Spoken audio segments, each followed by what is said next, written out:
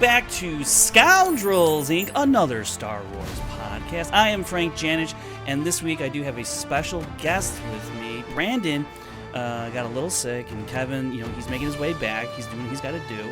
But this week, in order to fill the void, I had to bring in someone so bombastic and awesome.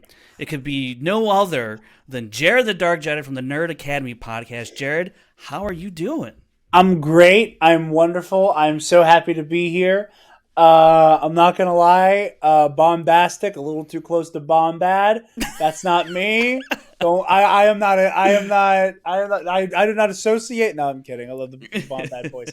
No, I love coming on Scoundrels. I am so pumped. Holy Christ, Ahsoka's almost here. Yeah, this is gonna be a good one if I say so myself. But before we get into everything that we're here to talk about today and previewing the series and everything we know about it up to this point, just want to remind everyone out there, if you could hit that subscribe button. We're trying to accomplish a very modest goal of 500 subscribers on this channel. We made a little headway from last week after, we put out the call to arms, if you will. And so thank you for responding in the way that you did. Also, leave a like and comment on this video. Really, really helps us out. Follow us all on social media, the app formerly known as Twitter, Instagram, TikTok, Threads. Brandon is a huge threader, as you heard last week. And then I actually have a special announcement in regards to our podcast feed, which, yes, we do have. You can find us on Apple Podcasts and Spotify and pretty much wherever else you get your podcast from. But in regards to the podcast feed, if you know my stuff from Schmodown, or even if you don't, but back in the day I used to do a show, a recap show, an after show with a good friend of mine, Brad Gilmore, called the Schmodown Rundown. And by the way, the Schmodown was a movie, The Boat, you're right. By the way, the Schmodown, if you don't know, was a very competitive movie trivia league, and our show was kind of like the sports center of it all. That aside, we did that for about 5-6 years, Brad and I, that after show, and just a really, really talented guy. And recently he started up his own media company, and I'm very excited for him. And building out this company, this media conglomerate, if you will. I don't know if he likes that word or not, but I'm going to use it. He founded Gilmore Media LLC and asked if the Scoundrels podcast would grace his building podcast network, and we happily agreed, and we are part of the Gilmore Media LLC podcast network, and I could not be more thrilled for Brad. I know he's going to do great things, and I'm glad that we're at the forefront of his journey. So thank you to Brad for inviting us, and I hope nothing but success for Brad in the future. I mean, the guy does so much stuff. He's on the radio, he's on TV. He's a tremendous talent, and I can't wait to see where this journey goes for him, and I'm glad that Scoundrels Inc. can be a part of that ride and wherever it goes. So thank you once again to Brad Gilmore. Shouts out Brad Gilmore. That's wonderful. Congratulations! Not only congratulations to the boat, but congratulations to you guys for getting to be a part of this incredible venture. It just goes to show you, Jared, it pays to know who you know. Exactly. Yeah. Absolutely. That was especially in this town. Jeez. Oh man. And at the top of the show, I mentioned, if you could comment on this video, and that's because we are doing a giveaway, and what we're giving away here is an Ahsoka Black Series figure, either the Mando version or the Rebels version, whichever you prefer, if you win. But in order to enter that giveaway, you have to comment on any of our videos, the past 5 Ahsoka series, our Ahsoka Essentials series that we've done. The playlist, you can find that in the card or in the playlist, or I'm sorry, in the description, the link to the playlist. That is, a comment is 1 entry, and then if you reply to someone's comment, that's 2 entries, and if you want 5 entries, all you got to do is send us an email about how you found Star Wars. And in fact, we have 3 that I'm going to read here on the show at the end of the show and just describe some of our listeners and viewers how they found Star Wars. So I'm really looking forward to sharing those with everybody else. But that's it so far. That's kind of like the preamble of the show. I don't want it to be too long. I want to get into the meat of the episode today. But before we can do that, we have to, as always, as we've been doing since the strike started, the SAG-AFTRA, and WGA are still on strike, fighting for basically basically their fair share. And we here at Scoundrels Inc. Fully support what they're fighting for. I myself am part of a union. While not part of those unions, I stand in solidarity with all my union brothers and sisters out there that are fighting for just their fair share to have protection and rights in the workplace. And they deserve to be compensated fairly. It doesn't matter how much or how little they make. It should be fair for the work that they do.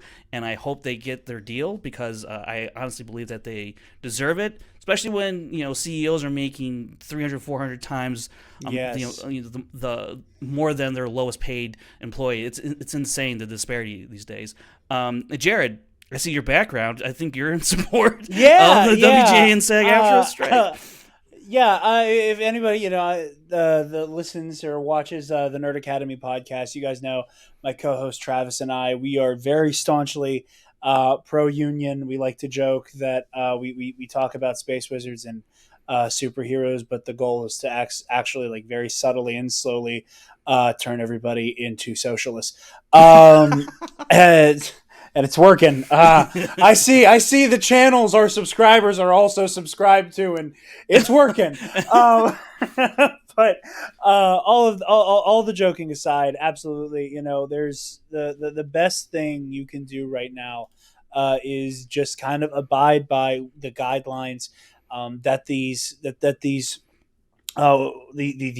union workers are asking us to, and pay attention to what they're saying. I think that is my biggest takeaway right now, aside from the obvious things of, donating to the Entertainment Equity Fund, Entertainment Equity Fund. Aside from the kind of monetarily more kind of like tangible things that you can do. The biggest thing is to just know what you're talking about. There has been, in my opinion, a very upsetting, intentional seeming lack of clarity from people who know better, who are, implying that a boycott is demanded, or implying that, any type of coverage of like review content or, journalism, any type of entertainment journalism is crossing the picket line. And it's like, no, that is not the case. They explicitly said for people to keep doing what they're doing. And I think that the more misinformation and deliberate misunderstanding that is kind of pushed into the ether, the more irrevocable damage is done to the image of the strike. Because currently, SAG is allowing like handfuls and handfuls and handfuls of productions to continue because you have smaller studios agreeing to do what these gajillionaire studios, your Disneys, your Warner Brothers, your Universals, Netflix, etc., who are all going, oh yeah, we will agree to your terms before anybody else so that we can keep doing our thing. Like A24 has, a number of other independent films have. I'm a big fan of Dropout, like the College Humor streamer, and like they got their permissions and they're completely up to code with the demands from the Screen Actors Guild and the WGA. So just support them in any way they can, and just know what you're talking about. Yeah, I come from a very union proud household. My grandmother was a union leader for Bell Atlantic back in the day, and was on the front line of the picket line. And I take this stuff very seriously, and cannot put into words enough just how important the people, the cause, and the fight that everybody is involved in. Absolutely. So yeah, absolutely. Once again, you can find links to other information about the strike and how you can support down in the description below. Now, moving on, we have to, Jared, you DM'd me a couple days ago, I think it was, like, hey, if you're ever looking for a guest, shamelessly. Yeah, shamelessly. Ain't no shame in your game. No. And you said, I need to redeem myself from the last time with the armor, So you're gonna make sure I get to very publicly take this L. More publicly than I already have. Actually, I just want to remind, just a little brief reminder to the audience, if you don't recall, this was done on a live stream Right before, I think it was like the episode. Yeah, it was right before the last episode of Mando, Yeah. It was season in 3. between. It was in between the Return of the Spies. Yeah. Well, here's just a little clip. Oh, Here's just a little clip of what we're talking about, in case you at home have forgotten. All of this could be for naught if the armor has been like on the up and up the entire time. Well, and I take want that to, L. you know, I'll which take will that be L. great. I took the Mephisto L with WandaVision. I'll take the Armorer L too. I don't trust her. Hey, as you know far what? as I could throw her. So there it is. That's It's- kind of like a little gist of what we're talking about there. It is. It is made all the funnier by the fact that I am wearing the same shirt. I just noticed too. I mean, hey, it's the L shirt, you know. It is. Oh no! It's my Din Grogu Roosevelt. Oh, my no. Ahsoka Roosevelt's in the mail. Otherwise, I would have worn that one. Oh man. But yeah, no. Listen, I went into. Not I went into, but I was fully convinced. I was fully anti-armorer pilled, and Yeah. was. I didn't trust her, and I still don't. I can't remember. Am I allowed to swear? Yeah, you go ahead. Yeah. I still don't fucking like her. I don't. I still don't like her. I think my biggest issue coming out of Mando season 3, a season of television that I loved, I came out of it with my biggest issue being that the armorer never apologized, and still take issue with the relationship between Din and the armorer, and the fact that at no point does Din ever go, you said I was wrong and called me crazy and sent me to a place where you were convinced I was going to die, and almost did twice. What was that about? And I still do not have overly fond feelings for the armorer. You know what it's like? You know what it's like? It's like when you have a friend that's an asshole, and then someone outside your friend group goes, "Man, that guy's a real ass." And you go, "Whoa, hey, what? No, you don't get to say that. He's our asshole. Only we can call him an asshole." That's what I feel like the relationship between the armorer and Din and like the rest of the covert is like. It's like, hey, but she's our asshole. It's just like, okay, cool. Like, I guess the whole, if you remove your helmet, you have to bathe in the living waters thing just got way easier. You have to go down the street and down some stairs to do it. And that's great now. She sent Din Djarin to die and knew that this crazy son of a bitch was going to go. Right. And, I still take a little bit of umbrage with the whole Lady Bo-Katan walks both ways. And it's like, can everybody walk Right. both ways since we're all hanging out now? Or is like... You don't have to approve of her methods, but look, at the very least, she does not turn on her own people, So, I mean... And I gotta give it up to her for that. That's that. Something I was very wrong about. That's great. Now before we got on air, we were talking a little bit about everything going on with Ahsoka and how pumped we are, how excited we are for this series. So part of what we're going to do here today is just kind of run through of the things that we do know going into the series. We're also going to talk about this marketing campaign that's been going on for the past week or so. It's been extraordinary. I also have some personal pictures I took down at San Diego Comic-Con at the Star Wars booth and some of the props that were on display there. I have some pictures I want to share with everyone this episode. And then also, like I mentioned before at the top of the show, we have some emails from a few people that I want to read that are just really great stories about how they found Star Wars. And then we'll get into a little bit of a Q&A section. We have a couple questions to get into, and that's what we're going to be talking about on today's show. So let's just get into it, Jared, about what we know so far about this Ahsoka series. You're going to have Ahsoka, you're going to have Sabine, you're going to have Hera, you're going to have the decimated Destroyer of Worlds Chopper back in live action. Who are you looking forward most to in live action? I am excited to see. This is a very, very particular answer with this. In terms of who I'm excited to see transition, like in the big transition into live action, I'm very excited for Ahsoka. I find myself very intrigued by and kind of enamored by like Rosario Dawson's like physicality with the role. Hmm. There's almost like this she moves like she's in a martial arts movie around a bunch of other people who are moving just like in a very normal, quote unquote, normal way.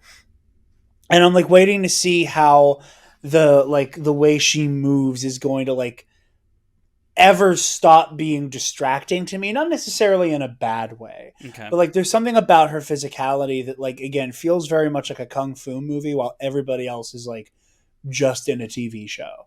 And that's I think the thing I'm the most excited about. I'm not a ride or die Sabine guy, but I'm super pumped to see the story we're telling with her, whether or not she can touch the Force, which is kind of very interesting. That is Yeah. not typically a trope I'm into, but I'm excited to see how this plays out. Um, Hot take, I guess. I think Hera looks great. Okay. I know most of the internet thinks Mary Elizabeth Winstead looks goofy. I think that we just need to recognize that after years of demanding that we see these characters in live action, Right. here's a green lady with the tails on her fucking head. That's what it Right. looks like. I don't know what to tell you. People cutting off their nose Um, despite their face when yeah, I know it's so silly the way people get so upset about this stuff. Like, I don't. I didn't mind how Ahsoka looked in Mando. I know people were complaining about how her Leku were like too Yeah. small. Yeah, man, stunt work here. Same thing with Grand Inquisitor. Just stop looking for things to complain about. Right. Right. But no, I'm super excited for them. I have no idea what to expect from Thrawn. So Yeah. like I it's not even that I'm like not excited for Thrawn. I just have no idea what to expect. I have no idea what to expect from like what Lars Mikkelsen's going to bring to the role, like physically. Like obviously we know that voice. We know that there is Yeah. Yeah. they're architects of their own downfall. We know the voice, right? But I'm very excited to see what physicality Lars Mikkelsen brings to Grand Admiral Thrawn. Um, but yeah, I really am excited to see Rosario Dawson get more than like a couple minutes at a time to kind of settle into the role of Ahsoka Tano. I think that is the thing I'm the most excited for. In terms of like the jump from live action to and Hugh Yang as well. That is so Yeah. crazy. I don't feel like we're talking enough about the fact that Hugh Yang's in the show and how I have a bonkers that feeling is. once the show starts airing, more people are gonna who are getting introduced to Hu Yang are gonna love Hu Yang. So Yeah.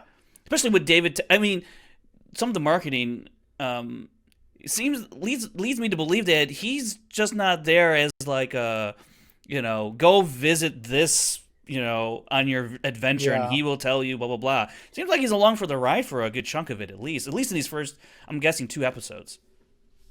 Yeah, yeah, absolutely. I don't think you bring Hugh Yang into the fold if you're not really gonna play with him as a character. I Yeah. think that's a piece you put on the board when you have some stuff to do. And like again, I don't think it's an accident that the character known for helping people construct lightsabers is here by accident. I do think that that green lightsaber is probably going to stay in Sabine's ownership, and that we're going to see Ezra build a new sword, or perhaps Ahsoka get a new lightsaber. I mean, Hmm. we're at the point here. Every time Dave reintroduces Ahsoka, she gets a new weapon. This is true. Um, like like halfway through Clone Wars, she gets that like light green yellow Shoto, Right. and at least going chronologically. Then we get Clone Wars season 7, and she gets like the blue replacements, and then Rebels is the first time we see the white blades. So like we've seen her get some type of like loadout change every so often. So I don't think it's off. I don't think it's unreasonable to say that perhaps she gets some new equipment in this show as well. You know what would be wild? And now that you bring up the season 7 lightsabers, because we know Vader at least had one of them, Yeah, right? Wouldn't it be wild if somehow that like Ahsoka, came across after the fall of the Empire, obviously, yeah. somehow maybe she went to Mustafar and in Vader's castle was that one lightsaber that Vader gave to or Anakin gave to Ahsoka that was at the castle and Ahsoka just like picks it up or finds. I mean, I would be just to see her wield a season 7 Anakin gifted lightsaber in the Ahsoka show. I don't know how that would work or why that would happen, but that just entered my brain right now. I mean, hey, they got us to buy the fact that somehow, they got the lightsaber that accompanied Luke's severed hand down a chute. Was the core hero's weapon Hey, of the sequel. that's a story trilogy. for another time, Jared. Okay, So, sorry, Maz, I forgot. But like I got over that lightsaber being back in play, so I'm sure they could finesse some yeah, I guess fuckery. you're right. Yeah, So and again, I'm excited to see what Hu Yang does, and like someone's got to get a new lightsaber, right? totally. It's got to be it's got to be happening. I'm very excited. There could even be something to do with the fact that like the weird orange lightsabers could be part of why Hu Yang is involved. Maybe that's how he like it. Maybe he could be the person that explains it. I don't know. Yeah. But I do agree with your point though on Ahsoka in terms of having her whole really getting the chance. Rosario that is getting the chance to really soak up this character and portray this character for more than 30 minutes at a time or 15 minutes in Book of Boba Fett. I agree with you. I really want to see what she does with the character, the more nuanced depictions of Ahsoka portrayed by Rosario. I'm also very, very curious and very excited, really, to see Sabine in live action because they could have just kept her a Mandalorian, just a plain old Mandalorian, and it would have been kind of more of the same in regards to what we've been getting with Mando, what we get with Bo-Katan so far in live action. But Dave, has an idea of Ahsoka trained Sabine at one point, and once that came out, in the materials that they've been putting out, the internet just was like, "Whoa, what the hell is going on here? Is she force sensitive? Is she not? Like, how can she be wielding a lightsaber? All this. What's this training mean? I'm excited to have a clean explanation watching the show instead of being inundated with horrible takes and just automatically assuming, the narrative has been destroyed and whatnot. I just can't wait for the show to explain what happened there because I think that's a fascinating turn of events, really, a development. And I mean, and even like I don't even think I need an explanation so much as I just want context. Yeah, I think that is the driving, no pun intended, force of the weird discourse here is that like we see like Sabine do one of these for the lightsaber. Like, is that like her reaching? Is that like the Jango Fett style? Like, is it stop? Like Jango had like magnetic shit in his gloves. Yeah. In Legends, so like, is she like going like go gadget Mando magnets to like call the lightsaber back, or is she trying to reach out with the Force? I think that again, these are some of those fun things to explore off the bat that we have no context for, but like. If Sabine isn't Force sensitive, that means Shin Hati has this like mentality going into fighting Sabine where she's like, I just want to scrap with you. Like, I'm not going to use Force powers. I just want to have a sword fight. Well, can I also... Which immediately, like that is an immediately cool thing to have in a character who's like, I just want to fight. Can I present this to you, though?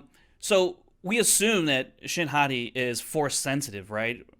She looks to be Force sensitive. Yeah. But as we all know, there are levels of how sensitive you are to the Force. Oh, yeah? Shin Hati could very well not be that attuned to the Force, despite her training. She could very well be a novice, yeah. She could be, like, she has just enough to where she can pick up a lightsaber, but not enough to where she could pick up a ship, It could be, I don't know, I think that's getting a little too... in the weeds for a it's a little speculative and a little woo woo. But I mean, like that's certainly a thing, and there's nothing to suggest that Sabine couldn't, you know, I don't know why this popped in my head. Couldn't roll a pencil like on a desk, a la John Travolta in Phenomenon. You know, like. But you didn't Man, think you were gonna hear that reference. No, I didn't. No, I didn't. I thought the only Star Wars John Travolta reference you could make is the fact that Obi-Wan does a face-off in the Clone Wars. That's true. Which is it's oh man, I am going phenomenal. through. I made the joke earlier. Shouts out to Jerry, the Canon Junkie from the Bombad cast. He has this great compendium of like the greatest hits for the Clone Wars. Damn, And I'm using that to take my girlfriend through watching TCW. Excellent. And we're about like a third of the way through the show. And like every so often when we're watching, like, how far away am I from the box arc? How far away am I from Obi-Wan going under deep cover? Because it's just an insane arc. It is insane. I think the like Obi-Wan undercover, the box arc is like it might be like one of the best encapsulations of the Clone Wars because it is batshit insane in its premise. Yeah. Remarkably well written, adds a layer of depth to all of the characters involved that retroactively enhances your viewing experience when you go back and watch the movies themselves. Has incredible action, and despite the fact that we know how the story ends for every single one of these characters, you are still on the edge of your goddamn seat, despite all odds and Obi-Wan doing a face-off. It's remarkable. it is. I need to revisit. I haven't watched that one in quite some time, but it is very wild and really, really good.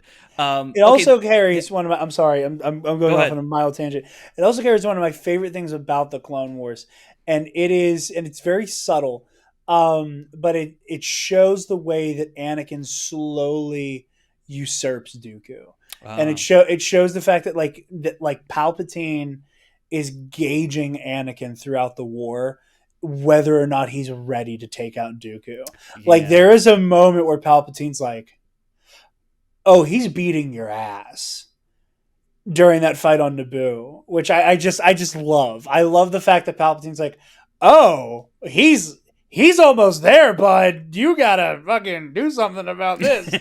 But anyway, as you were saying, yeah. I want to get into this notion, or not notion, but this idea of like we're gonna see Jason Syndulla in this show. We know this from a little short clip from like the trailer and from Lego leaks of all. I mean, Lego leaks, man. Is that not a publication out there somewhere? It's got to be.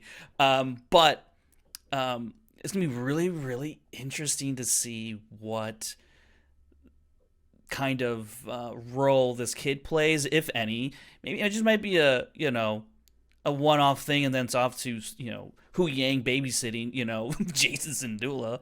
Because hey, you talk about who could get a lightsaber.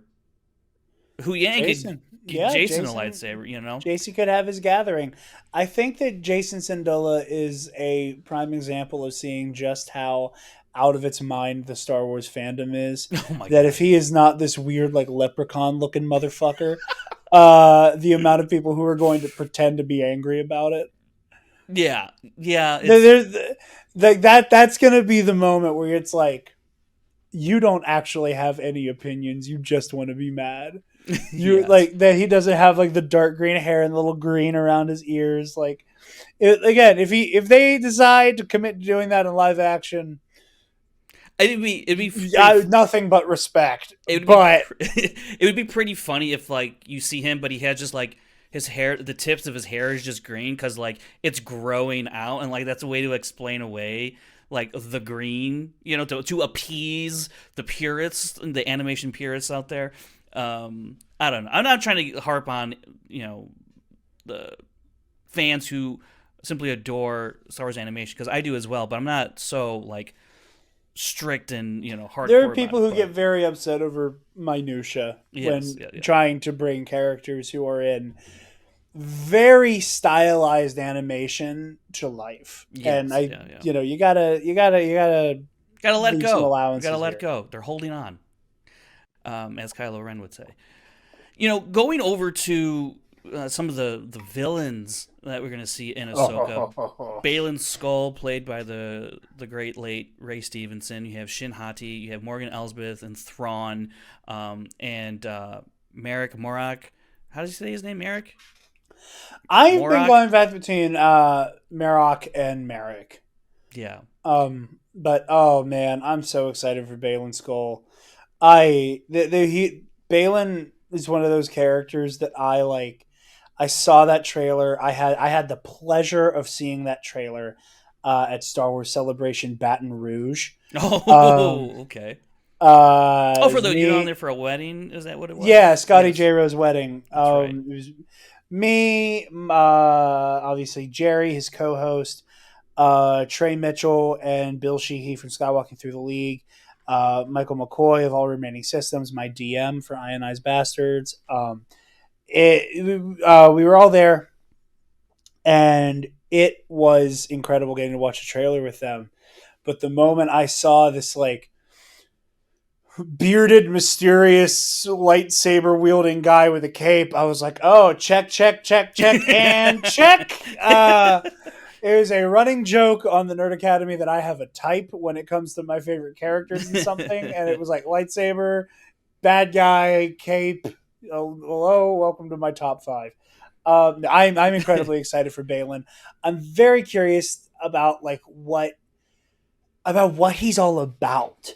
Because like so far he just feels like this force of nature who's almost like I even know the words for it. He seems almost like above it all in a way that like Hmm. he is just very like war is coming, very matter of fact. Anakin Skywalker spoke highly of you. Like there is a matter of factness and this vibe that he's above it all that I'm incredibly fascinated by. I love the idea. I've seen a lot of people positing this, uh, namely Alex over at Star Wars Explained brought up the idea that like Balin might be an attempt to not only depict the concept of the Grey Jedi, something I have nothing but disdain for, Hmm. but like by doing so, unpack why the Grey Jedi as a concept is so out of sync with what Star Wars is about. And that this whole idea that you can walk both the path of the light and the dark simultaneously, how that is antithetical Hmm. to the point of Star Wars, that the darkness will corrupt you, and that walking the path of the light is one that you need to actively choose to do. You can't just be a good guy who also uses Force lightning. Um, that I really like that interpretation. I hope it's the direction they go because I do trust Dave Filoni to kind of unpack that. Yeah. And but then again, obviously, if they don't go that direction, I have nothing but trust in everybody working on this show. But no, I am super fascinated by Balin and Shin as well. Like the fact that Shin is like wearing a Padawan braid, Hmm. I think is also something that again makes the relationship here very fascinating. Um, so Balin and Shin, I think, are going to be I think they're going to be instant fan favorites, and Totally. it is an absolute tragedy that Mr. Ray Stevenson will not be here to see the way that fans glom onto his character in the way that I think is inevitable at Yeah. this point. I fully agree about Baylan Skoll or Ray Stevenson. His portrayal of the character, I think, is going to be phenomenal because he just Because just does from the trailer, there's so phenomenal much work. gravitas. There's so Yeah. much gravitas, and it's been like I think I can count on one hand the amount of lines we've seen Ray get to deliver as Balin Skull. Hmm. And then you factor in like the physicality and like that scene where Yeah. he's like, like just cleaning up house with these New Republic soldiers, and then like these little glimpses we're getting into his duel with Ahsoka. There's like he's already just has so much gravitas, and that's the villain who's probably playing second fiddle to fucking Thrawn. So Right. like Yeah. just let that sink in Totally. how much delicious evil we're gonna get to take in this season. When I'm looking at the character of Balin Skull, I kind of wonder where on the spectrum of between like Qui Gon Jinn and Count Dooku, like where does he lie Mm-hmm. in between. Where does he gravitate? Which side of the spectrum does he? Is he like smack dab in the middle, like one of these guys? In terms of demystifying the gray Jedi type of talk, and or because he talks about in the trailer, if you find Thrawn, what can it bring? And he's talking about unimaginable power. Is he really, thirsting after power, or is he really just this hired mercenary at this point where he's up for the highest bidder type of thing? I don't know. It seems like a very interesting character. One thing I want to note about between Baylan Skoll and Ahsoka is at this far in post Return of the Jedi timeline, um, these are the only two, I guess you could say, former Jedi that are still surviving from the fall of the Jedi Order back when it was at its height. Because you can't, like, they have that training. They come from that part of the Order. Yeah, they're veterans. They're veterans. They've had high pristine training from some of the greatest Jedi of all time.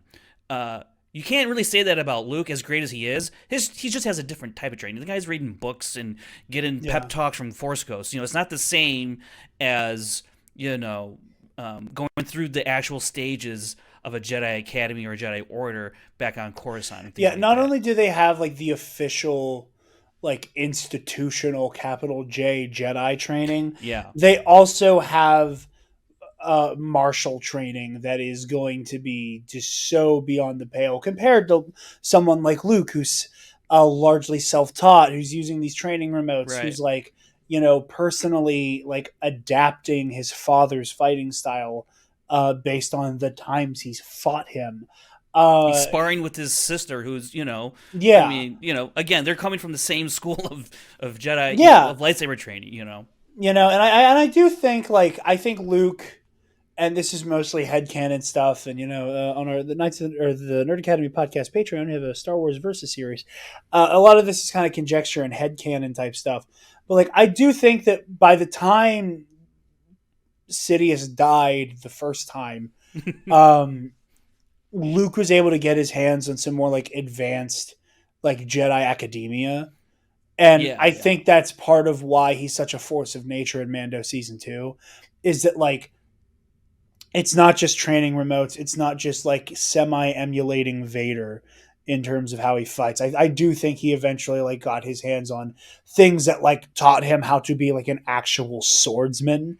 And that is why we see him, just like I said, just cleaning house with the Dark Troopers. And not to mention, Merrick too, as well. He's a fallen Jedi as well. Yeah, he's an Inquisitor. So he's fully trained in the ways of the Jedi as well, just as Baylan and Ahsoka are. And I only bring this up too because in some of the marketing, Dave Filoni talks about the lightsaber choreography in fights, and they got to be up to snuff because the fans know better, blah blah blah. And so what I'm saying here is, I'm actually really, really excited to see what these fights look like, because we're talking about, we haven't had, quote unquote, a prequel lightsaber fight since the prequels, obviously, Anakin and Obi-Wan. Baylan and Ahsoka are like from that era that you're going to get. Like, of that style of, if you will. I mean, it's going to be its own thing for the show. Dave has his own, ideas of how it should probably look, but it's like it's like you're transposing those characters and then throwing them, 50 years into the future, whatever it is, So for me as a fan, I find that fascinating, and I kind of latch onto that. So I'm really excited. Oh, absolutely. To see how that looks. I think I somebody who, I love lightsaber combat. I love, like, talking about like the 7 forms and stuff like that. $5 tier on our Patreon. Hear about so much of me and Spencer talking about it. I am really excited to see kind of like, because the beauty of Star Wars and the beauty, the art of the lightsaber duel is that it's never just a fight.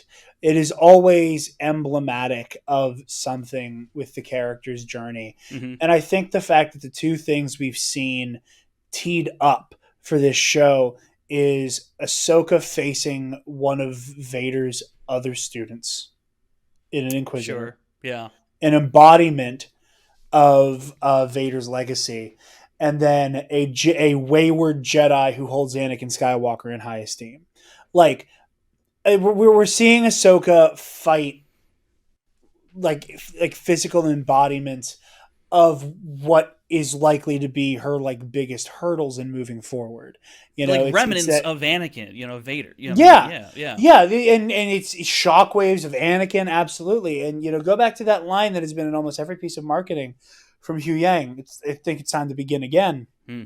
Ahsoka's path to beginning again is hinged on her ability to square her relationship with Anakin Skywalker. We see in Mando season 2, she's haunted. She is shaken to her core. Just thinking about, talking about Anakin, what Yeah. happened with him, you know. In We regards to see, not training Grogu, right? That's what you're. yeah, Yeah, yeah. yeah, and we see how wistful she is talking to Luke, and how like she's seeing the best of Anakin in him, but knows everything. And one of the things that we do know about the show, regardless of that amazing TV spot that had Hayden reading Matt Lantern's lines, Oh. like there was a report from like Variety from 2 years ago that was like Hayden Christensen's going to be in this show. Right. And Hayden Christensen, who needs some media training, wonderful human being. When people are like, "Hey, are you in Ahsoka?" and his answer is, "I can't talk about that yet." Um, Can I just real God say damn. real quick on Hayden? There was for I don't know, like a week and a half. I don't know if you're part of the on Facebook the Star Wars Celebration Facebook group, but I for am like a not. week and a half, because Hayden does all these conventions and stuff and all these photo ops and whatnot. Yeah, Everyone, I got to do one with him this year. I oh, got to meet him phenomenal. at Fan Expo Philly. Well, for like a week and a half straight in this group, everyone was just posting their picture and typing out these wonderful stories and their interactions with Hayden as just like the best human being of all time that ever lived. I mean, it was really nice to see and read all those stories about their interactions with Hayden, and I'm so glad that he's had the opportunity with Obi-Wan and probably, safe to assume and speculate this opportunity again within the Ahsoka series. I mean, I would be pretty shocked at this point if he doesn't show up as Anakin or Vader even. Like he's going to have some part to play, and I think they're teeing that up with a little bit, in terms of the marketing. Again, like you're talking about, reading Matt Lantern's lines. Um, that to me is just like, why would you have Hayden record those lines just for marketing? Like, come on, man. Like, there's more to this. So As inclined as I am to agree with you on that, this is also the same studio that blared Duel of the Fates at deafening volumes for The Rise of Skywalker, for that to not be in that or Obi-Wan Kenobi. or yeah, Obi Wan as Um, well. Obi Wan, I'm more disappointed in the Obi Wan than I am Rise, but my yes. hot take, Anyways, yeah, if Duel of the Fates wasn't Obi-Wan Kenobi, it would have needed to be a new arrangement. sure. That or Battle of the Heroes. I don't think you could just Battle of the like, Heroes would have been more fitting. Yeah, yeah, either of them. I think it needs to be a new arrangement. I think the way that Battle and Duel blended together in the trailers, if you take that, make it a little bit more legato and like stretch it out, have it be a little bit more desperate feeling than hmm, like epic and oh, that's the yeah, way to do it. But that's neither here nor there. yeah. But I think that I do think that the visual metaphor of these things that Ahsoka needs to overcome is going to be very pertinent. And again, like everything you just said about Hayden, I will be stunned if he does not have a role to play in this show. hmm And I think that the way that Dave Filoni understands Star Wars and the way that he talks about it, I would be stunned if he leaves the opportunity to, for the first time in live action, show Unparalleled Anakin restraint, Skywalker. like just straight up just have Anakin Yeah. Skywalker talk about Darth Vader, and not just that, have Anakin Oof. Skywalker apologize. Oh, Like I mean, I did not get an early copy of From a Certain Point of View, Return of the Jedi. mhm. My dear friend Alden Diaz texted me, however, because he got one for Octo Radio, and was just and was basically just warning me for the Anakin Force Ghost Oh story. god. Oh god. Uh, Was it that from the? like Is it from the point of view of the burning pile? no, it's Anakin becoming one with the Force, written by Mike Chen, Oh who wrote Star shoot. Wars Brotherhood. Oh, okay. Yeah, Who, yeah, yeah. yeah, and Mike Chen, who already really knows how to write Anakin Skywalker. He will be getting my therapy bill. But all of that to say, I do think that like it is kind of like the obvious play here Yeah. to have Anakin, appear to Ahsoka as a Force ghost. I would even go so far as to say that Anakin should appear to her as a Force ghost, and this not be the first time it's happened, but she is continuing to be like, I do not want to talk to you. Yeah. And showing Ahsoka and like showing Ahsoka be willing to open up and you know show in some way that like we can all do better and get better. Clearly Ahsoka is carrying the weight of having failed Sabine as a mentor, and I think part of her forgiving herself for letting Sabine down will probably be rooted in forgiving Anakin. Yeah. Yeah. Totally. I wonder if they might try and do like a reverse Obi-Wan Qui-Gon type of thing, where remember like Obi-Wan's trying to, talk to Qui-Gon and, and then at the very end of the series he finally sees him. I wonder if it'll be kind of like what you're saying, like Anakin trying to get through to Ahsoka, but she keeps shutting him down, shutting it out, won't let him, back in, and it isn't Yeah. until the end where he finally, he's just a voice all this time that's trying to, say his whatever he has to say, but then at the end of the series, this season, he finally shows up in full Force Ghost form, if you will, and has a Yeah. conversation with Ahsoka. In the translucent blue. Yeah, yes, yes. Yeah, I mean, also, I think Dave Filoni is as much of a fan as he is a creator of Star Wars, and I think he also knows what the fans want because he is a fan. Like, and I don't say that as like he's one of us, blah blah blah. But I mean, like, he's as close as you get to like one of us making Star Wars. I feel like, Dave and Filoni is a Star Wars fan who got it, mhm. who was then taken under George Lucas's wing to learn the things that you could only learn by being George's pupil. And I I know people have decided that they don't like Dave Filoni anymore for whatever reason. I, And I think I it's an odd year. It's a 20. Wait till 2024. Only in even years are we on yes, of the course. evens and odds. It's what Um I as much as I do love Dave Filoni, I think that he truly is Lucas's apprentice for better and worse. Like I Sure. think that I think Dave understands the great myth of the Skywalker saga better than anybody probably. And I trust him in that way, but it's whenever Dave is like also playing with other people's toys that Hmm. I think is when his like the darker side of George starts to peek out. Sure. Um, we're like again, like George Lucas is very like, oh, I'll call the planet Coruscant, but guess what? You have no idea what the fucking Clone Wars are, buddy. We're like George with the Clone Wars all the time. George was like, "Oh, this looks cool. I'm not going to acknowledge any of the story that goes with this visual, but I'm gonna give Darth Maul the General Grievous legs and the gigantic horns, and not acknowledge anything else other than that. Other than that, he's alive with these goofy legs and the horns." I think Dave does that a good bit. I think Dave very often will be like, "Yeah, well, it's my show, so this planet, the planet of Collar, looks completely different, and it's daytime, and it's snowing, and Depa Balaba has a blue lightsaber. Why? Fuck you. That's why."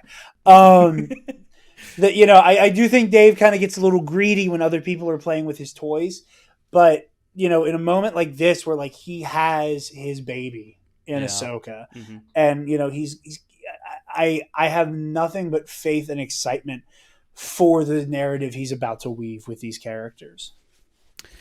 Totally, totally. I'm really looking forward to what he's going to do, and it kind of brings me to some of the questions that I hope get answered in some way in the show, and that's really kind of regarding the epilogue of Rebels, and you know what happened with Ezra, what happened with Thrawn, for that matter, what happened between Ahsoka and Sabine. Yeah. Why did that training end? What happened there?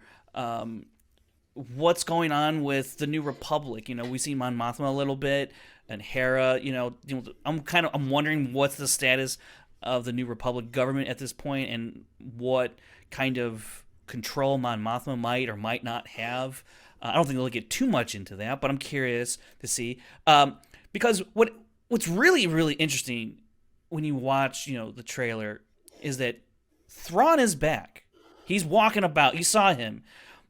If he's He is okay, up in this shit. yeah, if he's okay, then where is Ezra? What happened to Ezra? Now, I've held the belief that we're not going to see Ezra until the Filoni movie. I think he will not be rescued until Wow, the that's Filoni. bananas. Yeah, I don't think you're going to. I think part like there at the end of season 1 of Ahsoka, they're going to know where Ezra is at, but they're not. You're not going to see him rescued this season. You'll see that rescue in the Filoni movie. I would go so far to be bold and say that's like the opening salvo of the movie is the rescue of Ezra Bridger as kind of like an introduction to like a mass theatrical audience. That's kind of, I don't know why, blah blah blah. I'm probably wrong, but whatever. You get massive points for a buck wild prediction. I've thought this for a long time. I'm like, maybe we just see that hologram form. Maybe we just see these hologram messages, and maybe we do see him stuck somewhere. But I don't think he's going to be rescued during the course of this season, because it doesn't seem like that's what the show is necessarily about. It seems more about stopping Thrawn, finding Thrawn and stopping Thrawn. But like, if you find Thrawn, then maybe you probably find Ezra. That's probably their line of thinking. But I just feel like the show's gonna be more focused on stopping Thrawn than it is finding Ezra. While that will still be a plot line, especially for Sabine, to find Ezra. So, but I still think because it's Ahsoka's show and she's focused on Thrawn, she didn't go to Morgan Elsbeth in Mando and go, "Where's Ezra?" She said, "Where's Thrawn?" So Yeah. I don't know. We could come back and I could take this out in a few months. Oh, I'd love that. I'd love that. I'd enjoy that quite a bit. But what if I'm right? Oh my god! If you're right, holy shit balls. Yeah, my final prediction is that Ezra, we might see him, but he will not be actually rescued by Ahsoka and Sabine. That's my prediction. It'll happen in the movie. Okay, I respect that. It's bold, but sometimes you got to take those swings. I mean, hey man, I put all my eggs on the smart money last time, and we see where that got me. Are there any lingering questions you hope the series answers, or are you curious about, or anything that comes to mind? I don't. This fandom doesn't deserve the world between worlds. Oh boy. It is such a fun, fascinating concept for there to be a like pocket dimension of the Force where all of time is happening concurrently that allows you to peer into what could be but not truly interact with it. Mm-hmm. And so many fans refuse for it to be heady. They refuse for it to be weird and abstract, and they need it to be it's time travel. The multiverse of it all. Yeah. So while I don't trust anybody to talk about the world between worlds, I sure do fucking want to see it in live action. Yeah. and I want to experience more of what the hell it could be and like what it is. Like I do want Dave to like tip his hand a little bit more into explaining this like crazy force phenomena. Um I'm just really excited for this show, man. Like Yeah. I don't know what to make of it and I am so excited by that. Absolutely. And, it's premiering in a week, less than a week now at this point, at the time of this Yeah, recording. I mean today would have been go time, you Yeah. know. But I want to, before we wrap up this part of the discussion and get some of the marketing material, because I do want to point out something that I really loved about one of the spots. But in terms of the directors for this series, we have Dave Filoni directing episode 1 and episode 5. I saw someone have a theory out there that episode 5 of the series is where you might see Anakin finally. You're not going to see him in episode 1. Like, you're not going to blow your load there. But in episode 5, with Dave Filoni directing that episode, that might be, the most jam-packed, I guess Yeah. fan serviced episode I we think could that's going ever to be the get. episode where we see like where shit gets live. Yeah. Like it's going to be like, "Hey, here's some cool shit. Here's some weird shit. Here, you want you want answers? Here's questions." Like that's good. Right. Like I think Yeah. that's going to be where Dave is just doing Dave shit. Yeah. And then some of the other directors, we have Steph Green directing episodes 2 and 3. Previously did Book of Boba Fett. Second episode, I believe, of Book of Boba Fett. Yep. Peter Ramsey, he did one of my favorite episodes of Mando season 3, The Pirate. Absolute Gorian Shard is one of my. It's like legit glove shitto. Like love Gorian Shard. King of the glove shit. Oh, it's phenomenal. And then we have Jennifer Getzinger, Gita Patel, and then Rick Famuyiwa helming another season finale like he did for Mando. So, great director Steph Green. As Peter Ramsey, coming back directing from their initial stints. And These are hitters. These are yeah, hitters. I'm interested to see what Gita Patel and Jennifer Getzinger do. And I'm really looking forward to their points of view and how they. No Bryce Dallas Howard. No Bryce. Not maybe it's season 2, Ahsoka. Maybe season 2. I hope. I love a Bryce Dallas Howard Star War. And by the way, I say that as if it's confirmed season 2. It's not, but I think it's supposed to be. I think it's gonna happen. I was talking to some people. I think it was said before that it's supposed to be like a 2-season thing, like Andor. That would be great. Yeah, I'm here but for I think it. because I think Rosario was like in some interview like petitioning for a season 2, but saying it in a way where it's like, yeah, there'd be a season 2, right? Like, doesn't kind of one of those deals. So, anyways, Yeah, moving on to some of the marketing that's been pumped out. I mean, this is a marketing campaign I haven't seen in a long time, and it's mostly just TV spots, little featurettes. There was that 7-minute one, a new Star Wars Legacy featurette.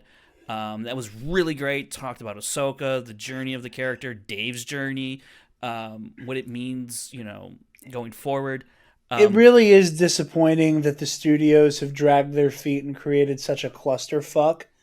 Yeah. That while we're getting all these amazing spots, what we're not getting is getting to hear Dave and Rosario and Lars Mikkelsen, etc., etc., etc., talk about this. Yeah, it's true. Like again, it's one of those. It's one of the things These we've are all lost. pre-recorded stuff. We're talking about like doing the actual junkets and whatnot. And, Yeah, right? like it's. I think it's a shame that we never actually got to hear from them closer to the release of season 1. I'm sure we'll hear lots from them once the studios get their heads out of their asses. But until then, these have been some lovely spots. I think that even though the Master and Apprentice one, I kind of like. I love what it's going for. You and I talked about this briefly before we started, and some friends were making fun of me for it. It sucks me out of it at first because Yoda is talking about the Sith. Right. It's the episode 1 line where he's talking to Mace. Yeah, right? where they're standing in front of Qui-Gon's funeral Burning pyre. corpse, yeah. It is Qui-Gon is on the funeral pyre, and they were talking about the guy who fucking put him there. Yeah. And whether or not he's the guy running the show or if he's the pawn. Right. You know? But like as the spot goes on, you know, and you get into this mythical lineage of master to apprentice, of Yoda to Dooku to Qui-Gon to Obi-Wan to Anakin to Ahsoka, and how that branches off into Luke and Ben Solo, etc. Whatever. And Rey. There's so that this lineage of the Jedi is so fraught, but also is filled with some of the greatest the Order has ever seen. And it is very beautiful, and it harkens back to my favorite George Lucas maxim: Star Wars is like poetry; it rhymes. And even though that spot has to win me back after losing me with the quote about the Sith, I do think it is very beautiful, and I think that like this tone of mentors and students, and what it means to teach the next generation, and what it means to accept the failings of those who you counted on as a youth. I'm very excited for that, and I'm blown away by the framing. Before I get into what I really want to say about this Master and Apprentice spot, I just want to poke a little fun at like the person cutting this together, going, you know, this is about the Sith. Are we sure we want to do that? And like, I get it, the Master and Apprentice thing, the vibe we're going for, but like fans out there are gonna know, this is a reference to the Sith, but like, and they're like, look, we got nothing else. We just use it. Just use it. It'll, you know, it's only there for a couple seconds. I wonder what like the consternation was behind using that line for the spot. But I digress, because it is a little. It did throw me off. I'm not gonna lie. Like, just like you, it does throw me off for a second. I'm like, where are we going with this? Like, anyways. But what I want to point out is the lines that they used in this spot.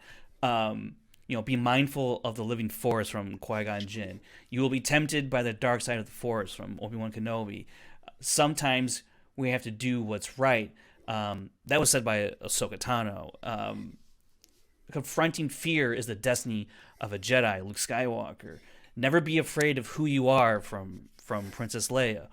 Pass on what you have learned, and we are what they grow beyond. That is never be afraid of who you are. Wait, masters. Hold on. Never be afraid of who you are. Doesn't fucking evil shark tooth Rey say that to herself too? What? No, I don't think so. No. I'm like 90% sure that Dark Rey. Dark Rey. In the Red Sky. I don't think she. Right before she has her shark teeth. Right. Don't be afraid of who you are. Man, I don't know. It's been a second since I've seen that. But I really love that these lines that they've plucked to put into the spot, because while they're all very Star Warsy, they're all like life lessons. Absolutely, yeah. You know, and it's just like, that's what I really love about Star Wars, is that it portrays these themes and these messages throughout, you know, the movies, the TV shows, the books, and what have you. You know, confronting fear. Like, you gotta, you know, sometimes you have to do that in life. You have to confront things that you're fearful of, and to overcome obstacles in your life. Never be afraid of who you are. I could not be more poignant today, you know, in terms of sexual orientation and being discriminated, and it's, you know, confronting the fear of not being accepted, of being who you are. Don't be afraid to be who you are, you know. Pass on what you have learned, you know. Help others around you. Be a mentor. Like, don't leave people behind, and like just, or fend for yourself, you know. I see that as think about others. You know, we are what they grow beyond. That is the true burden. You know, that's like, I'm not a parent, but that's like that speaks to like the parent, you know, in terms of raising your children and and doing right by them so that they can go on to be better off than you were. So I love that all these lines, while very Star Warsy, I could not help but trace them back to life lessons and how they can inform you as a person, and how much Star Wars can inform you as a person, as geeky or whatever you want to call it as it is. It's more than just lightsabers clashing together and pew pew pew. There's legitimate, real things to take away from here, and I think that goes to the core of what George Lucas initially wanted to do by creating Star Wars, by Absolutely. creating this modern mythology. And so that's why this spot, when I watched it, it just immediately hit me like a ton of bricks, and I was just like, this might be one of the best things.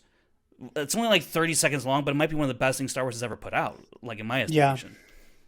It feels so very much like the wisdom you are meant to glean, and it is the lessons that you can take away from Star Wars, no matter how old you are. Yeah.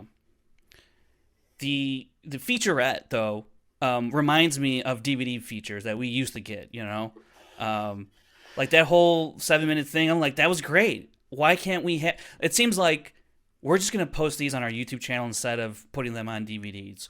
Or Blu-rays, because by the way, we're not even gonna make Blu-rays anymore. So all this stuff has to live, on a cloud server somewhere now, which is kind of like a bummer. But like, I'm glad they produced this type of featurette, because I'm happy to have it. I wish it could be where it belongs, which is like on the second disc of a DVD box. Right? Yeah. And it's it just kind of reminded me of of the prequel DVDs. Like, those were phenomenal pieces of physical media. Like, that's like prime DVD features. We were talking about this in our Discord. I'm like, these are some of the best. The menu screens, the behind the scenes documentaries, the featurettes, like all of that stuff. And it launched a generation of people to be interested in filmmaking. And I don't know that there's media out there, special features behind the scenes wise. I think it's so few and far between that I just don't know that it's part of what gets someone interested in filmmaking or just film criticism even. We need more things like The Beginning. Oh my gosh, I watch that like 3 times a year at least. Well, I was watching it on a late night Discord call not too long ago with Scotty, J-Ro, Alden Diaz, and Michael McCoy, and we all decided that if we were to ever get matching tattoos, that would be Rick McCallum saying it's not unfuckably doable.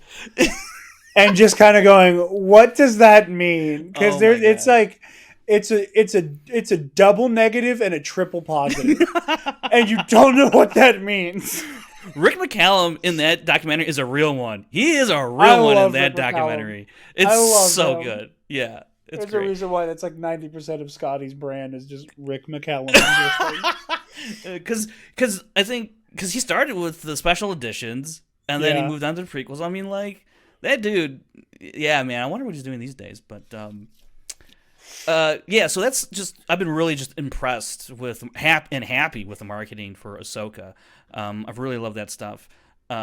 Okay, so last week on the show, I teased that I would have some visual aids about my adventures down at San Diego Comic-Con, and I stopped by the Star Wars booth and had a bunch of Ahsoka props and whatnot. So I'm just going to flash up on the screen here some of the things that were there. Obviously, I'm going to show this picture real quick. Here's me and my other friend Kareem at the Rebels mural. They had the actual thing there. That's wild. It was so cool to see up there. I do have one of me and Kev. I couldn't find it before I hopped on here, but I'll post it somewhere eventually. And then got a picture here of Marek, his lightsaber, very cool on display. And then right here, Baylan Skoll's lightsaber. This thing, God, I need one. I need it so bad. I want it so bad, dude. It looks very, very cool. this thing, I like, kind of has a little, it's not a cross guard at the top there, but it's just like a little It's like a flare hand out. guard, Yeah, a yeah. little, it looks a little bit like that, and then right here we have Shin Hati's lightsaber hilt. This one looks really just kind of like clean and classy, if you will, even though she's a dark sider, I guess, Yeah. It very much looks like the prequel Legends era type Hmm. lightsabers. Yeah. Like it looks like something you'd see in like the old Tales of the Jedi or the old Republic stuff. Right, right. And then this lightsaber, I love this one. This is Sabine's lightsaber hilt. The This modified Ezra Bridger the saber. modified one. I mean, it has a little bit of like uh, Anakin slash Luke slash Obi-Wan slash Cal Kestis slash Gerald DePaul. Like a lot going on. I can see in this lightsaber hilt, which is really really fascinating. By the way, I have actual video on our socials of Sabine's lightsaber hilt and Balin Skull's lightsaber hilt. You can find those on all of our socials if you want to see kind of like a more detailed look of those sabers on our social medias. Here's some concept art that they were showing up. Well, it looks like the temple at the beginning, or we've seen in that trailer for Ahsoka. Really cool, really great art. I would love to have this art in my house, actually. And then more concept art. This looks like that forest that I think Shin Hati and Sabine have a fight in, and Ahsoka and Yeah. Merrick have a fight in. So, Where there's that um, weird like star map thing you see Morgan Elsbeth yeah, playing with. yeah. And then this one right here, this is looks like Morgan Elsbeth or slash Thrawn's like ship or I don't know, place of dwelling. I'm not sure exactly what this place is, but very cool concept art. And then probably the best picture I've ever taken, Chopper. This wreaking havoc MF. I I cannot know. wait. I What you cannot. can't see is all the blood he's soaked in. Right. I cannot wait to pull out the kill counter for Chopper in this series, just because I can't imagine what kind of havoc he's gonna leash upon the galaxy. And then here I have some pictures of Ahsoka Tano's lightsabers. The one in the foreground, a lot bigger in person than I thought it would be. Um, Yeah, I've seen her saber or like replicas of them where like her main hand sword is like heftier than you think it is, and her yeah. offhand shoto is like really boxy. It's more like actually like a real samurai sword type of Yeah. hilt. Um, and so I'm really looking forward. So that was some of the pictures I took down at San Diego Comic Con, and I'm really looking forward to, uh, you know, maybe getting Balin Skulls. Like I don't know which they should just sell them all. Like honestly, I don't know what they're waiting for. Okay, so I'm going to wrap that up, and then we're getting to the end of the episode here. We're going to close out with some of the emails that we got. And this first one is a little bit lengthy, but that's okay. It's a great story. And the first one here is from Lloydus Maximus, Lloyd. And I'm just going to jump to this part right here where he goes, I don't follow any other Star Wars podcast, or any other podcast for that matter. I only found you guys as I am a big fan of Kevin Smets's Loganverse KOTOR Machinima, and started watching you guys at the start when early uploads were on Smash Shady Studios channel. I think I mentioned this before, but I'll say it again, that I came to you guys because of Kevin, but I've stayed this long because of my love for all of you and the fun you guys always seem to have, and I enjoy the debates, the gags, and the bits, like how Sean has never seen Kevin's movies, or the pointing out of all the segues and bits. Love you guys, never change. Now, on to my actual story. Firstly, a little background on me. My name is Lloyd. I'm 31 and from England. My story on how I found Star Wars isn't a particularly long or interesting one, but it's certainly within the realms of being a potentially sweet story. I grew up living with my grandparents. My grandfather was a huge sci-fi fan. Growing up on TV, it was always various Star Trek series, Quantum Leap, Battlestar Galactica, Farscape, Firefly, Twilight Zone, Doctor Who, etc. His VHS collection had Dune, Star Trek movies, E.T., Indiana Jones movies, Jurassic Park movies, Close Encounters, etc. His favorite of all was Star Wars, though. He'd tell me how going to the cinema to see the original on opening weekend was one of the most memorable and engaging moments of his entire life. He went to see I'm sorry. He went to see it. Oh my gosh. Let me see here. He went to see the original trilogy more times than he can count on each release. He was obsessed. So naturally, as I grew up and got to about 6 or 7 years old, he'd already talked about them a lot and tried to get me to watch them, but my attention span as a child wasn't very developed. Then the announcement of the prequel trilogy happened, and it blew my granddad's mind. He finally got me to sit down and watch the original trilogy in its entirety. I was hooked. Going to school, quoting Yoda, Vader, Kenobi, annoying my friends with useless trivia, and half of them didn't even know what Star Wars was at the time. Opening weekend, my grandfather and I were right near the front of the queue to go see The Phantom Menace, and we both loved it. We must have seen it at least 10 times before it was pulled from cinemas. Even the generation my grandfather was loved it all. He even quoted Jar Jar himself and was a favorite of his in that movie, surprisingly. Mine too, growing Based. Fucking based. It was only as I got older that I became aware that people hated him and that movie. To this day, I still rate Phantom Menace very highly. Qui-Gon is probably my all-time favorite Jedi. Maul is probably my all-time favorite Sith.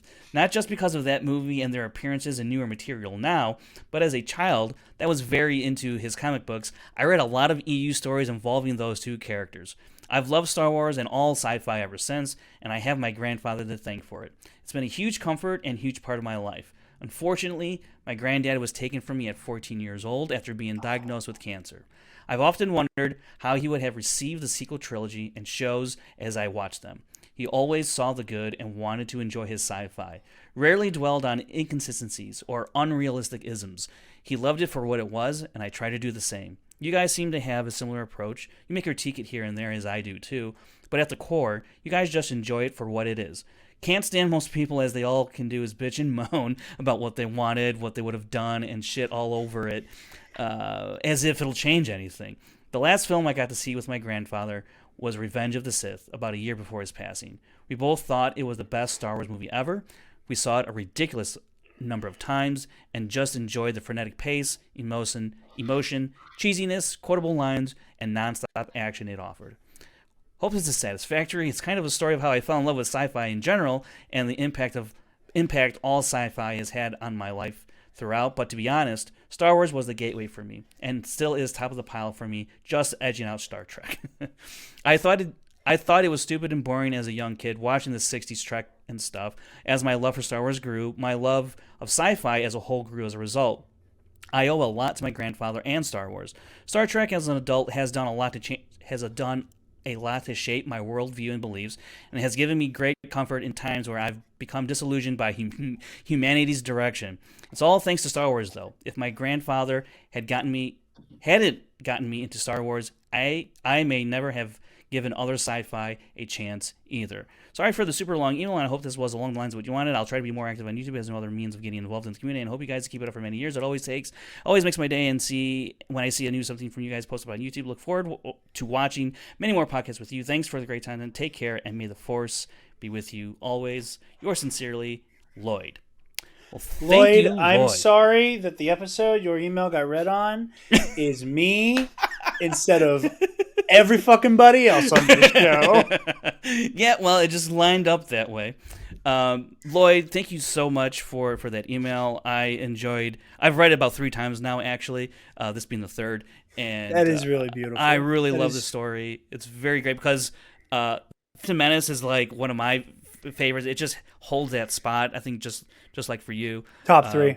Top yeah, three. man. It's I don't go that wild with it, but it's up there. It's it's depends on the day of the week. For sure. But Lloyd's also been really active on our channel and in our comments, and appreciate you for sticking around and hanging out with us on a week-to-week basis.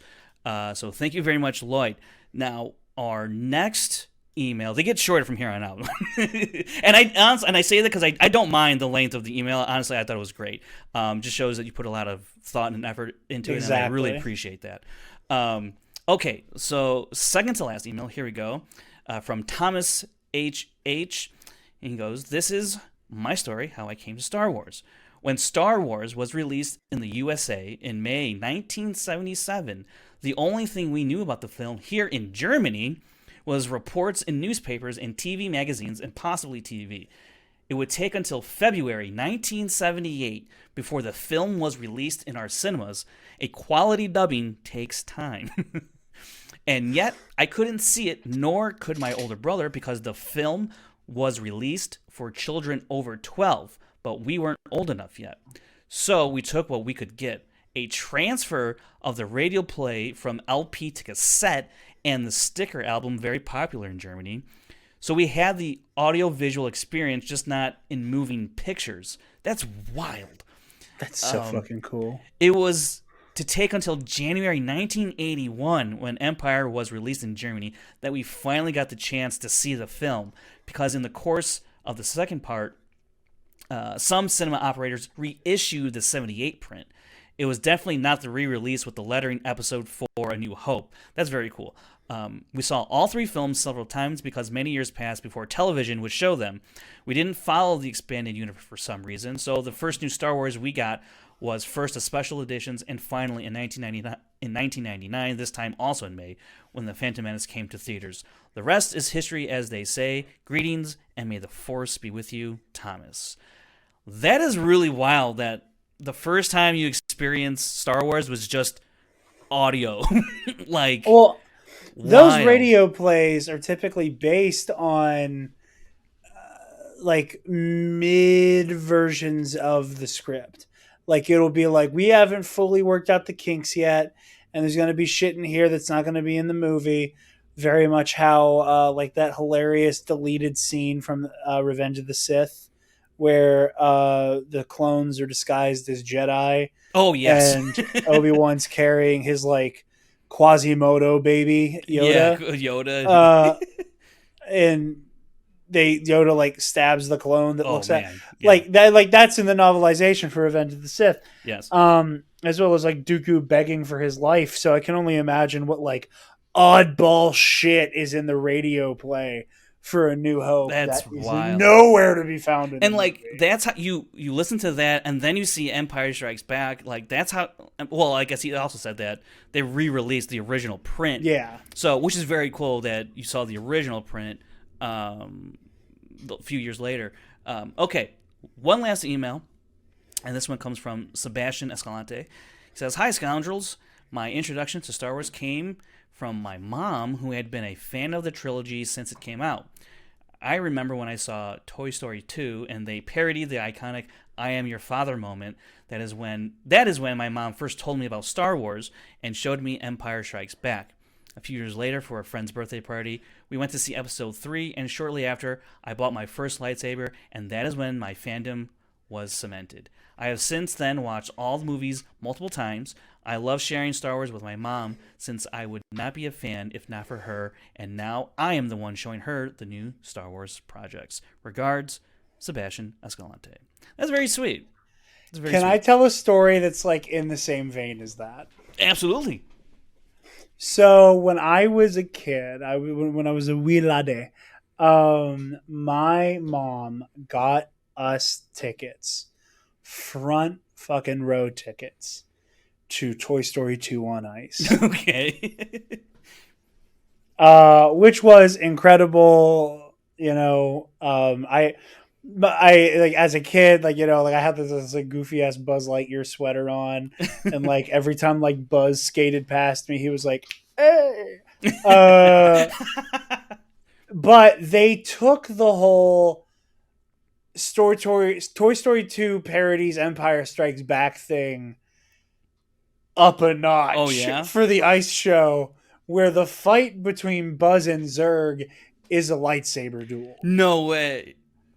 And they play, like, for legal reasons, a song that was not Duel of the Fates. Like, it felt very Duel of the Fates-y. Okay. At least to me as a child who was like obsessed with like the Phantom Menace and Toy Story. Yeah. Equally. So like it's just Buzz and Zurg just. That's amazing. And I was already like mind blown that whole day. Like Al like sat in my like Al from Al's Toy Barn like sat in my mom's lap in this like crowd work section of the thing.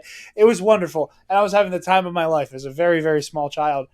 And then just when I thought this shit couldn't be cooler, Buzz Lightyear took out a lightsaber and dueled Zurg. And yeah, That's really cool. the you bringing that up made my heart very happy and took me right back to that memory that I don't think I fully remember, but have heard the story told so many times that I kind of do. That's fun. Sebastian Escalante, thank you for sending that email. I enjoyed the story or your origin story of Star Wars. I'm flabbergasted that your first introduction was the "I am your father," and then your mom doesn't even show you the first one. She gets you right to the middle of the story, throws you right into the fire, man. But hey, you're a Star Wars fan ever since. You got your lightsaber and all that. And thank you for tuning in and sending that email. I really enjoyed your story. And also, you know what? I just don't want it to end here. If you're so inclined to email us your story of how you found Star Wars, you can do that as well. You can send it to our email address at scoundrels4.inc@gmail.com and just title it, how I found Star Wars, and we'll read it on a future show. I really enjoyed reading these because fun fact about my week this week, I lost all my information on a hard drive, including all the stuff I used to build this show out, the graphics and all of that. So I had to rebuild everything. And so I lost all that data. I was really, I think it's lost. It's like 99% unrecoverable. But you had that fucking clip of me about the armor. Well, luckily that's on YouTube forever. So I was able to read. You almost got a real spit take there, Frank. You almost got an honest to God spit take.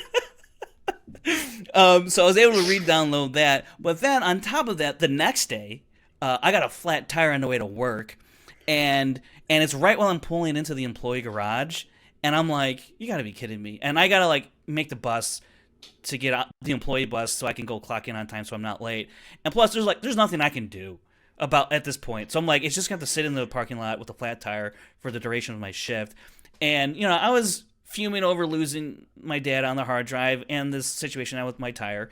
And for some reason, I had waited to read these emails because they didn't all come in on the same day, obviously. But I was sitting in the break room, and I'm like, let me read these emails. And let me tell you, reading these emails really brightened my day just to hear these stories because they're so pure and so genuine and uplifting.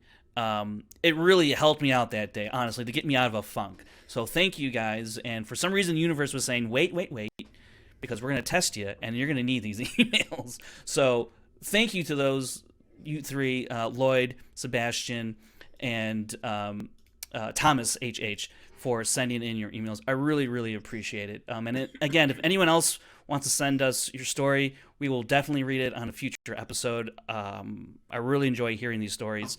And if you want to hear my story and everybody else's story about how they got into Star Wars, you can go to our Skywalker Saga series and start with A New Hope, and we all talk about how we got into Star Wars there. So if you want to hear how we got into Star Wars, go check out that video. Probably put in the card right here and in the description as well. So there's that. Now we have just 2 questions to get through, and then we're going to wrap this bad boy up. And our Discord has one question from Erdon 2.5, and it's kind of like a comment, more or less. And so I want to get your thoughts on this, Jared, actually. It starts off with, did you know the Inquisitor in the Ahsoka series is named Merrick? According to StarWars.com, Merrick was an Inquisitor who served the Empire. However, he became a mercenary, and Morgan Elsbeth hired him. This informs us that this Inquisitor of Ahsoka is not Ezra. I think people were talking about that. I really hope it's not. Of course they were. There's a character who's important to the show, and this guy has a mask. So therefore, exactly, by the transitive property of Star Wars. Right. He goes on to say, I really hope it's not Barriss Offee because it wouldn't suit her character. I heard about this theory as well. And I agree. People are saying that Offee would want revenge against Ahsoka. However, that is against her character. She wouldn't want revenge against Ahsoka because that would be everything she would be against because she saw the Republic as corrupt, and Barriss Offee was against everything that happened in the Republic, and the Empire would prove her right. So she wouldn't be an Inquisitor. Also, Merrick seems to have a masculine build. So, yeah, couldn't be Barriss Offee. Yeah, I saw the Ezra theory, this Bears Offie theory, and yeah, I just and actually now I've seen the eighth brother theory. I don't know if you've seen that one, Jared, about Merrick. Um, I saw that floating and I around. was like, I mean, eh, it could be could. sure it could be brother. I don't know. That's the only I, one I'm willing to entertain. Other than that, it's probably a new person. You know? yeah, I prefer it being a new person. Yeah, The more listen, the more people who were inquisitors, the more room there is to add inquisitors. sure. And I like the inquisitors as a character archetype a lot. It's my favorite thing about the new canon, I think. Yeah, Like in terms of like concepts and things that were introduced, I love the Inquisitorius. So yeah, no, keep it an original character. And again, the thing that I think is very funny about Merrick, spoilers okay. for Ionized Bastards, a Star Wars RPG real play show that I'm in on the All Remaining Systems YouTube channel. Uh, the big twist for my character is that everything you just read. Wait, what? Fabian Martell is an ex-inquisitor who, after kind of faking his death, becomes an assassin and Okay, like assassin mercenary type, fun. who ends up becoming like a gladiator on this space station Oh, at cool, the cool. beginning of the story. And I was laughing that every character profile we got for this show is, oh, so that's Fabian. For Merrick, and then with Balin, it was like ex Jedi turned Oh my mercenary, and I was gosh. like, Huh. and Ionized Bastards takes place like 3 years Oh before the season one of gosh. The Mandalorian. Oh So my like gosh. you just have Balin Skull, Merrick, and Fabian Martell just all Nice. circling each other, just with the same exact fucking origin story. That's great. I know. My only hope is that anybody who finds Ionized Bastards after Ahsoka, they notice the date. And for Just the notice it's first yeah, yeah. episode, I was like, I want to make abundantly clear I did this before all of you Wait a minute, fuckers. they're ripping off Ahsoka. 1 star review. You know. Fabian came first. Fabian came first. Hashtag Hashtag Fabian came baby came first. first.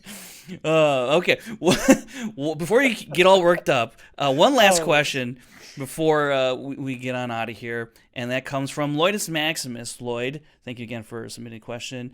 hey. And his question here is: this is a good one, Jared. What are your top 3 badass Ahsoka moments across all the series so far?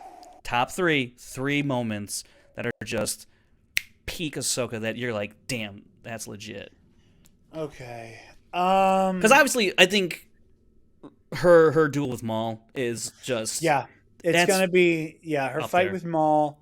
Not only her fight with Maul, it is the fact that like it is how well she contends with him Mm-hmm. and puts him on his back foot. Um, her standing unequivocally against Vader. Oh yeah, in Twilight of the Apprentice, Yeah, totally, man. that That's whew. the way that she feel that you can tell she feels not an ounce I of am no fear. Jedi line right there. I am no Jedi. Like she's stone cold. Stone Cold. Um, and like I don't know what specific moment of the Jedi I want to pick. I was gonna tell you her initial intro in the forest. That That's up there.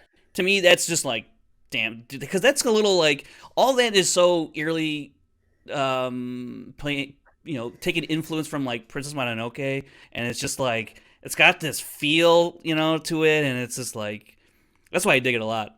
There's that. I Yeah. also do really love her duel with Morgan Elsbeth though. Oh Like yeah. it's just like the robes come off and she's like, "All right, like it is, you have fucked around and have now reached the terminal velocity of finding out."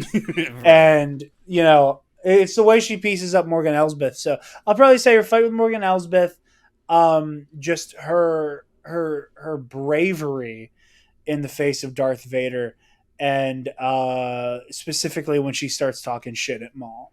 Oh yeah. I mean, her Her stuff You're was lucky long. Anakin isn't here. Oh, Yeah, he'd have beaten you by now. Which, oh. oof, I don't know about all that, but oof, still a No, I great think moment. so. I, I think he. Look, if Ahsoka can handle Maul, you don't think Anakin would? I think it's circumstantial. I think it's circumstantial.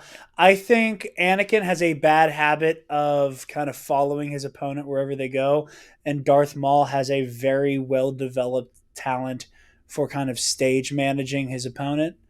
It's funny. The first episode of our Patreon versus series was Anakin Skywalker versus Darth Maul, and we decided to do that like weeks before like the big twist was that Okay. Maul wanted to was Maul's plan was to lure Anakin out. Oh. And so like we kind of had the fun of like, okay, so let's build this from the ground up. And I think given the right setting and Maul being able to get into Anakin's head, I do think Maul would piece Anakin up. Mm. But I'll if I'll say this: I think the Anakin that fought Obi-Wan, I think Darth Maul could take that Anakin because I think Anakin's a little too out of control.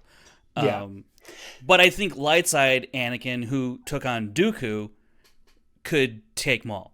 I think so. A lot of the time, whenever we use Anakin in our Versus series, we talk about how he has this weird shot clock that you need to time perfectly because Anakin, like, he's a capable fighter, but like the longer that fight goes on for, like, the more and more aggressive he's going to get because he Mm, just can't nail you down yet. And there's this sweet spot of aggression where he is just fully on one and firing on all cylinders. And if he gets to that spot and he hasn't beaten you yet, it starts to then get a little too out of control and he starts to get sloppy. He starts to get, just way too just tunnel visioned. And those are the moments where he's beaten by Dooku consistently. Obi-Wan nearly kills him. Ventress pieces him up. Like, those are the moments where his yeah. whole where you have this incredible martial artist who starts to fall apart at the seams because he's just getting sloppy and angry and is just foaming at the mouth because now he just wants the kill. And I think that, and a lot of that I think is that Maul would create a situation where Anakin does start to get sloppy. Okay. But that's just my take. Okay. All right. So you got your three badass moments. You have versus Maul. Mm-hmm. You have versus Vader, Uh-huh. and you have what's your third one? What was it? Morgan Oh, Elsbeth. Morgan Elsbeth. Okay, mine would be Maul as well. The opening of the Jedi, her in the forest, and Bang. my third one is going to be. Well, I'm gonna give you two more actually. I'm gonna give you her surviving Order 66. That's insane. She's on the holotable, right? Just Oh fending off like yeah. incredible. The big Tales of the Jedi Yeah, tie-in which is moment where she does that great. exact Yeah, or when she's escaping Coruscant, when she's like wanted for crimes, from war. Oh, that When she chase is the so chase is good. phenomenal. It's phenomenal. I can't decide between the two, so they're gonna tie it. It might be the chase. It might be the chase just because it's a little bit longer of a moment. The Order 66 one it hits so much harder with Tales of the Jedi, Yeah. but on its own, I think the chase might nearly edge it out. So those are my three moments. I would love to know everybody else's three moments because there's Yes. a lot. There's a lot.